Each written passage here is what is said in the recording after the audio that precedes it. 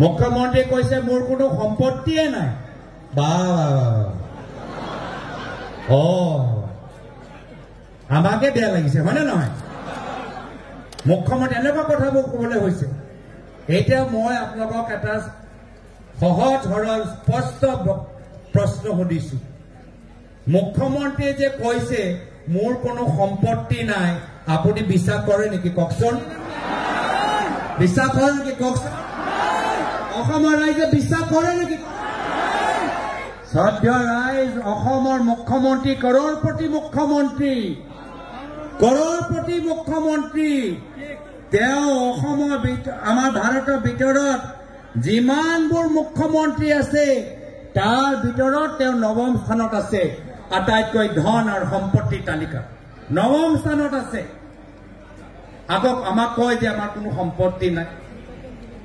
অসমৰ ৰাইজৰ বিবেকটোৱে সন্মান নকৰে তেওঁ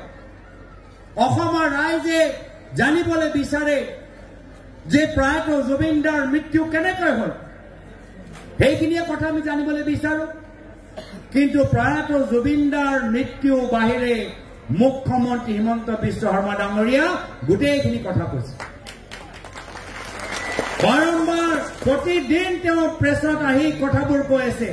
গোটেইবোৰ কথা ক'লে কিন্তু আজিলৈকে আমাক ক'ব পৰা নাই যে জুবিন গাৰ্গৰ মৃত্যু কেনেকৈ হ'ল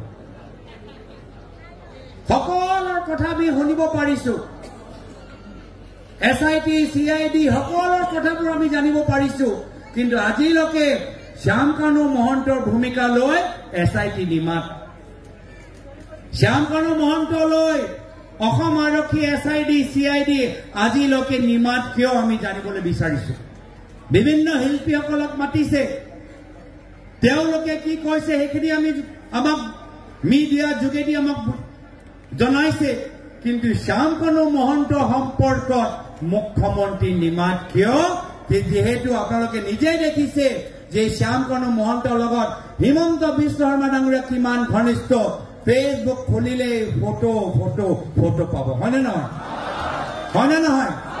সেইকাৰণে অসমৰ জনসাধাৰণৰ মাজত এটা সন্দেহ এটা ডাঙৰ সন্দেহ যে অসমৰ মুখ্যমন্ত্ৰী হিমন্ত বিশ্ব শৰ্মা ডাঙৰীয়া জুবিন গাৰ্গৰ মৃত্যু লৈ যিমানবোৰ তথ্য আছে সেই তথ্যবোৰ তেওঁ ফাদিল হ'বলৈ নিবিচাৰে ৰাজহুৱা হ'বলৈ নিবিচাৰে সেইকাৰণে আমি ন্যায় দাবী কৰিব লাগিব জাষ্টিস ফৰ জুবিন গাৰ্গ মই সকলোকে অনুৰোধ জনাইছো যে সকলে নিজৰ ফেচবুকত আজি সন্ধিয়া ভাগত #Justice for Zubin Garg লিখিব লাগিব লিখিবনে #Justice for Zubin Garg Zubeen গাৰ্গক ন্যায় দিবই লাগিব তো দল সতীৰ্থসকল সদ্য ৰাইজ